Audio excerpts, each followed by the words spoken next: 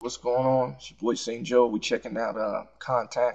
Been messing with it for a while. First, I want to say I'm definitely not gonna be able to go over everything. I just want to kind of show you what I like about it since I've been messing with it and how I'm using it. Basically, this is a very deep instrument. You can use it for everything from sampling to sound design and all that stuff. But basically, for me, how I use it is as a big sound module. Same way I would use a rack sampler, loading up samples, sample CDs, and stuff like that, and playing instruments through it.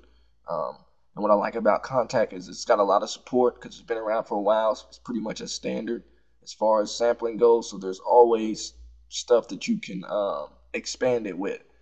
Basically, up here you got your basic controls, files, mixer, all that stuff. You can hide the keyboard. There's all your save functions. You can change the size of it if you want. Different stuff like that. Right here is where you load a multi. Like on most samplers, you got a multi which contains multiple programs, or you can load individual programs down here. Over here is where you browse. You can browse for like your different, you know, wherever all your sounds are at. It doesn't really matter. So say I wanted to browse over here. I got instruments, so I can go over here. One thing I like about it, I like how they do libraries. So say if you have anything that's made specifically to work with Kontakt, or it's like powered by Kontakt or whatever, it'll show up as a library, and then you can browse your different collections like that. So you can see this is the Kontakt 3 library, and then in here you got different bands, horn, all that type of stuff in there. Or you can go over here and here's a Scarby pre-bass that's made for the Kontakt player. So anything that's made for the Kontakt player, you can load up in Kontakt as well. And there's the pre-bass. So I like that. I'm a sucker for good interfaces. So I like the interface is just as important to me as the sound and the workflow. And this interface is pretty quick. Like I said, you can go, I can just drag something over. Also, what I like about it is it's easy to set up multi-timbral because say I added this right here. It's already gonna put it on MIDI channel 1, and if I went and added something like a piano or whatever, it'll automatically put it on MIDI channel 2. So all I got to do is set up my sequencer or host to respond to that channel, and it's already ready to go. You can also use the arrows up here, which I like. I wish there was a way to map it to your keyboard or controller or something. Because if you do this, you can kind of just browse through your sounds quickly instead of going and finding them and dragging them or whatever. You can do it that way. Also, another way that I use browse sounds is say I have third-party Kontakt instruments or whatever. On your database, you can set up something what they call quick load, and you see I have my instrument folder set up. And what that does is if I go over here, it gives me a drop down. So I got anything that's in my folder, I can just drop down and grab it like that. So it makes it pretty quick to change stuff. So that's another thing that I like about it. One thing that was very important to me coming from hardware and specifically the MPC 4000 is I have a lot of Akai format samples that I needed to use. So here's my Akai format sample folder that I drug off some of my instruments that I drug off of the MPC 4000. And if you'll notice, if I go in here, it'll show the Kai folder or whatever. So you can see it's Akai samples. So if I wanted to drag those in, I could. I want to do a big one. Here's another Akai collection. So say I wanted to grab this in, I could just drag it over. And there's my Akai samples. And I can.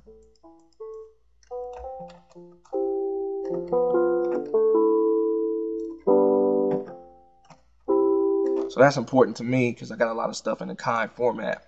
Also, not just that format, but I have a lot of drum kits and different kits and stuff that I made on the MPC that I want to use, and those work just as easy. Like I said, let me find some in my drums and kits that I know is already in that I drug over from there. So say I got this here, it's Midwest. So you can see I got Midwest drums. I can drag that over. Well, let me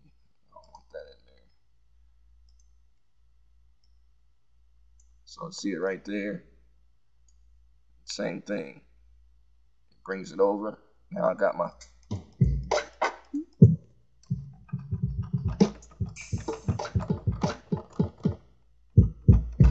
so I got all my sounds from my MPC or whatever that I can use in there, which is again very important to me.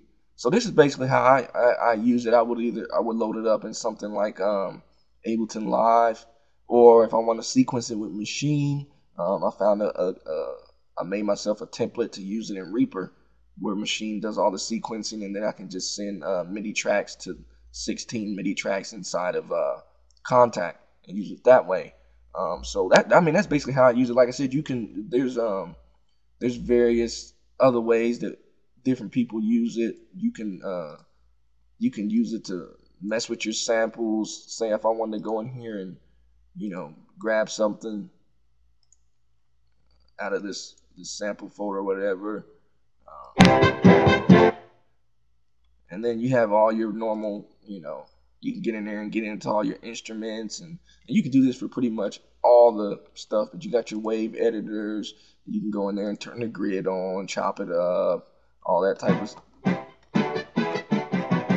all that different stuff. So you map it to you can set it on fixed, and then go over there to your sync, and you can do all this stuff with it.